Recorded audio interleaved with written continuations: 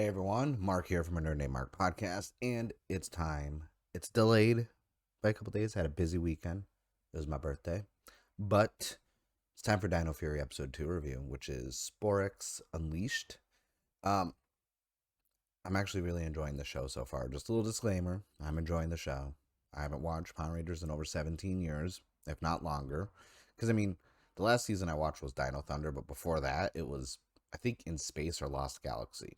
So it's first time watching Power Rangers where I'm actually going to watch a whole season as it's live airing, not on like a streaming service.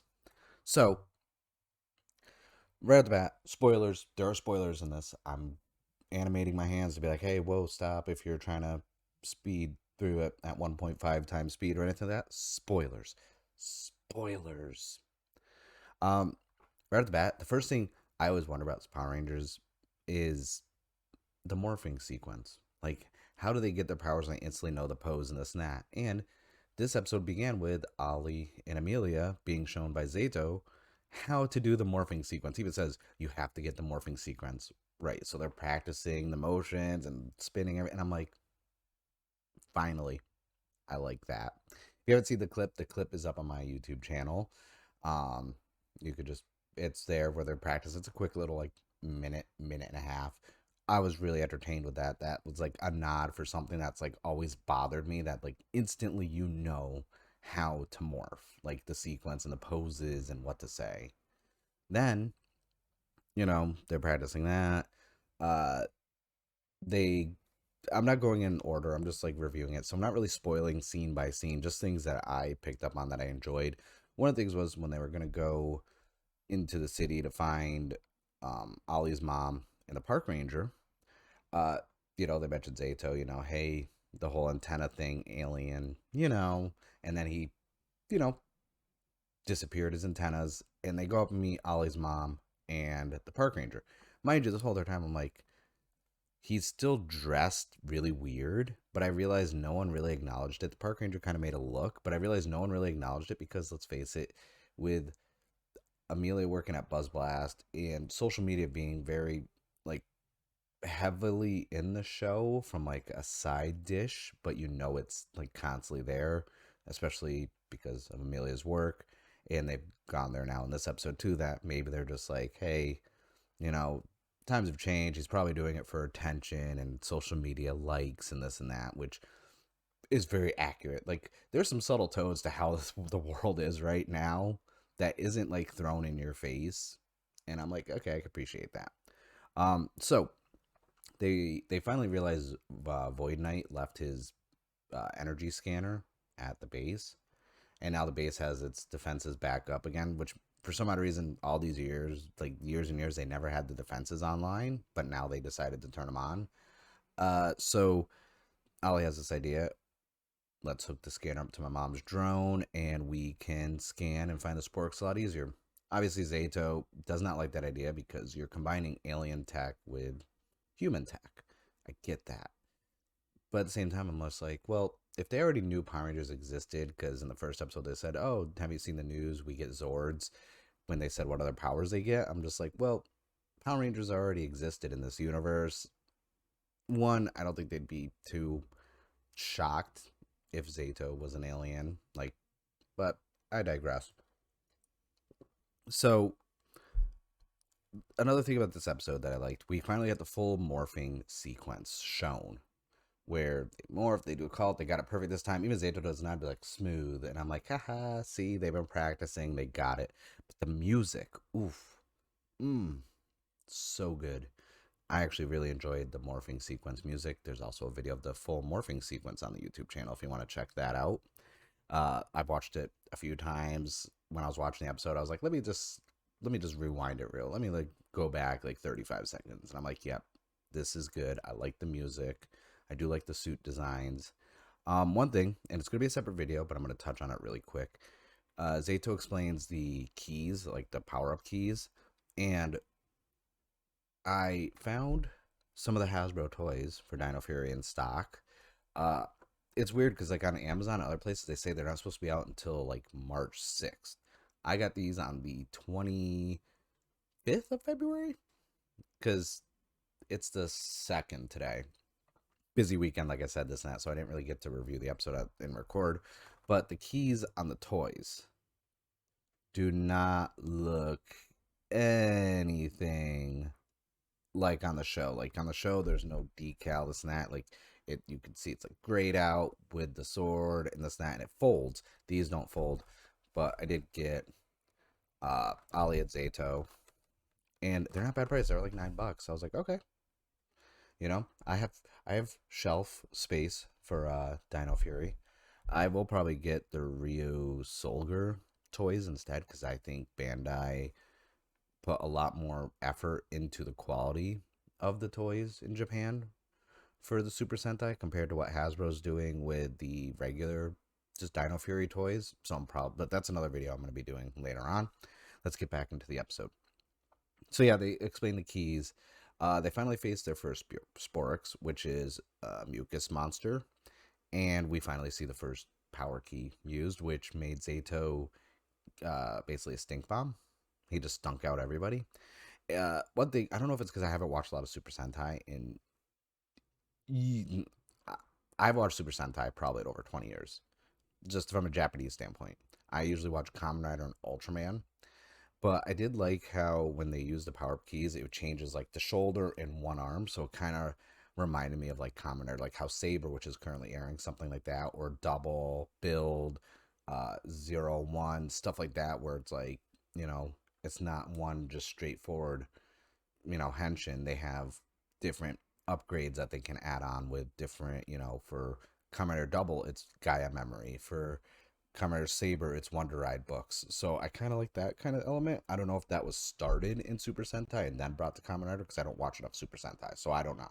And my camera's autofocusing, even though autofocus is off. All right, we're good. So just a side note, like the keys on the toys don't look anything like on the show, which is weird because the show seems like it's really peddling the toys because it's just like it's a power key and they're showing it in your face, and the morphers, and then later on we see the T-Rex champion Zord. Uh, so yeah, they're fighting Mucus Monster. They think they defeat it. Another monster shows up. They fight that. The stink gets them away, but Mucus Monster returns because it's mucus, so it turned into a liquid, then back to a solid.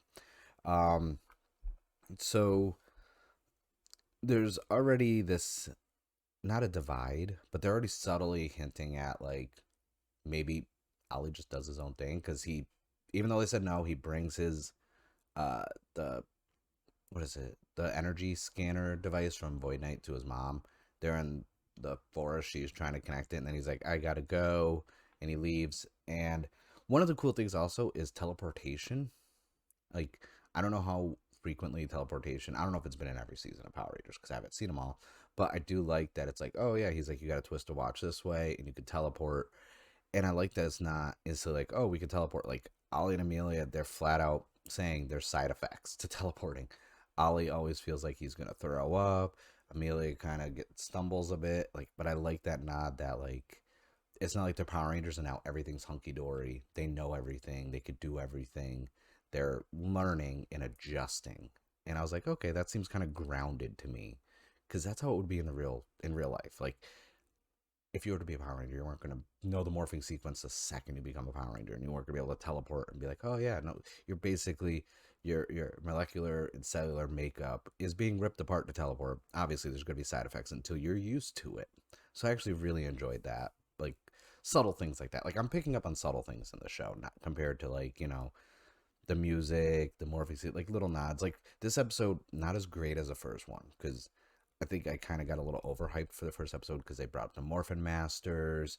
When you find out that Tenley Zato is 65 million years old, so technically speaking, if this is main Power Ranger storyline, he's actually the original Red Ranger before even like the Rangers that sealed Rita. So that's kind of a big deal in my, if it's something they pan out more.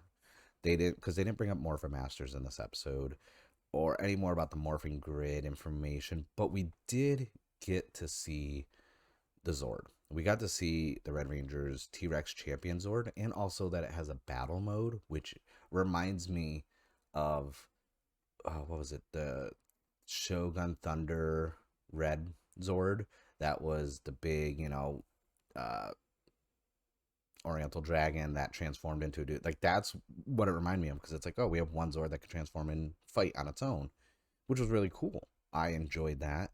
Um, like I said, I haven't watched a lot of Power Rangers outside of, the seasons I already mentioned, so they probably have done it since then. I don't know. I'm not going to go back and watch older Power Rangers, by the way. Like, that's just not going to happen. I've watched anniversary episodes, but those don't count, like Forever Red and stuff like that. But, like, I haven't watched a full season.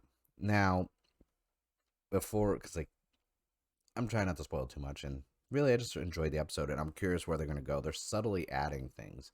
Like, Amelia's boss at uh, Buzz, whatever, I forgot the name already, even Buzz Blast, even though I said it earlier in the video, Buzz Blast, she has an AI robot assistant now. So I'm like, well, okay, other than like the comedy bit of the episode, that's going to pan out to something at some point. It'd be kind of cool if we had an AI robot as a Power Ranger. I would be okay with that, but we don't know. Uh, Other than that, the main thing I got away from this is it's not like a villain of the week type show, because after the Zato in his battle mode of his T-Rex champion Zord, the Sporix the monster went back into a Sporix spore mode, and it started glowing, and Void Knight was able to steal it back, and we find out that when they're defeated, they go back into the spore mode and they become more powerful. So I'm like, okay, this is intriguing now, because we could, like, does it change their appearance? Does it make them, like, there's a lot of seeds planted in this episode. Um, I'm hoping we would get more information, more backstory. Like, we're getting subtle character development for each ranger and the world they're in right now for the time frame. So I like it that it's not like forcing everything down our throats right off the bat.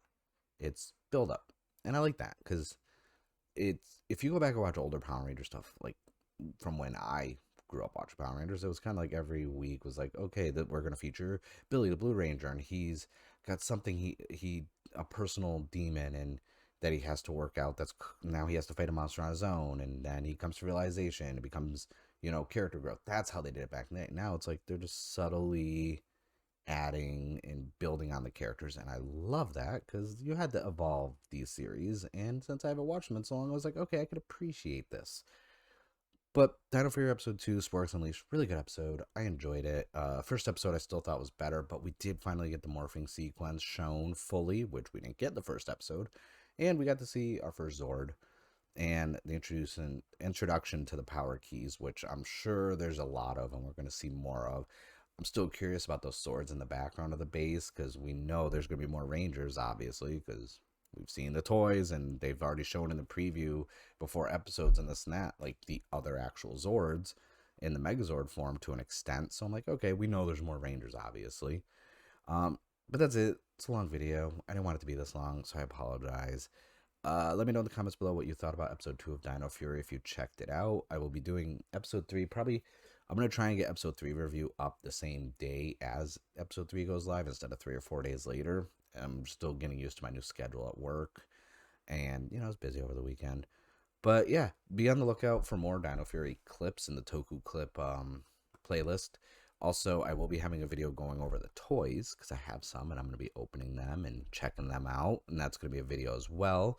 So thank you for watching. My name is Mark. I will see you guys in the next video.